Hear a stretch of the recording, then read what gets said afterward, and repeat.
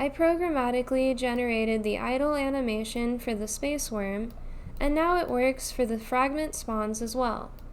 I also made the laser beams focus the player.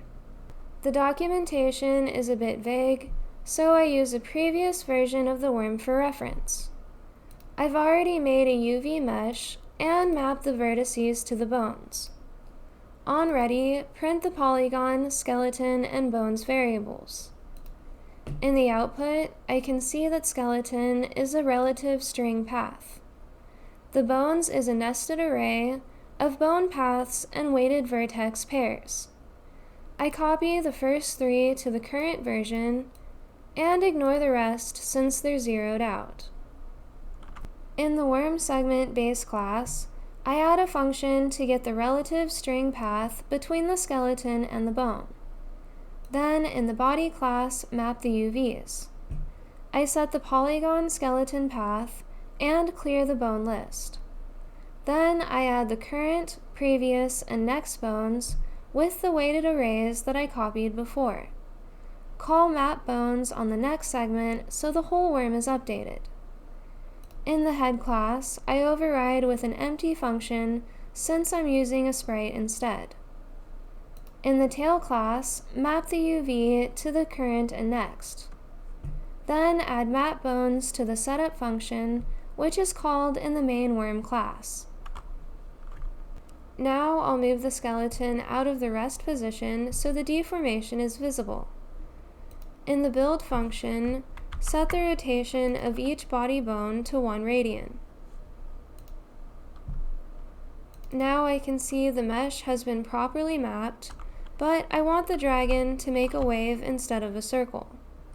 So I make an array for the starting rotations. The first 3 are positive and the second half is negative. Modulate the counter by the array size to cycle through the list. Now it looks more like a snake. Next, I'll re-implement the idle animation. I add an animation player to the space worm. Make a new animation named idle. Set the duration to 6 seconds and enable looping. Rotate the tailbone by 20 degrees and make a new keyframe for rotation at the beginning. Set the animation position to 3 seconds, then set the tail to -20 and make another keyframe. Now I can play the animation and the tail wags.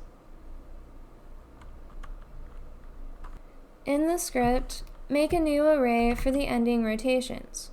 These follow the same pattern as the starting, but are slightly higher. In the build function, get the idle animation. For each body segment, make a new track of type value.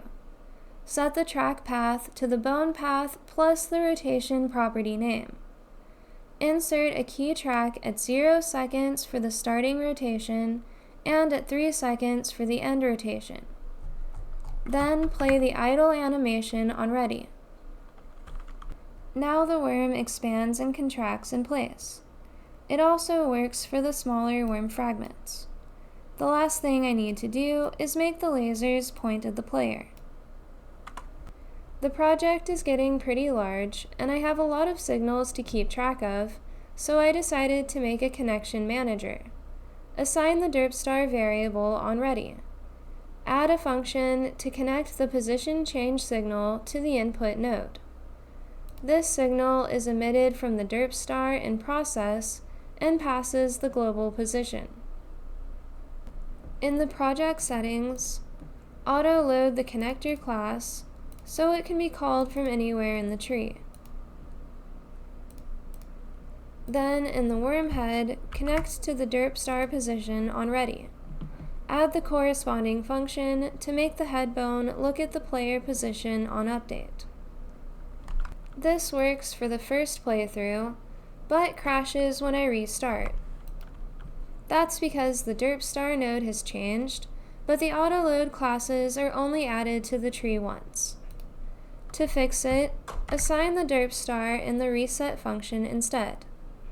Then, in the main class, reset the connector on ready. Now it's working as intended. Thank you for watching this derp star update, and have a great day.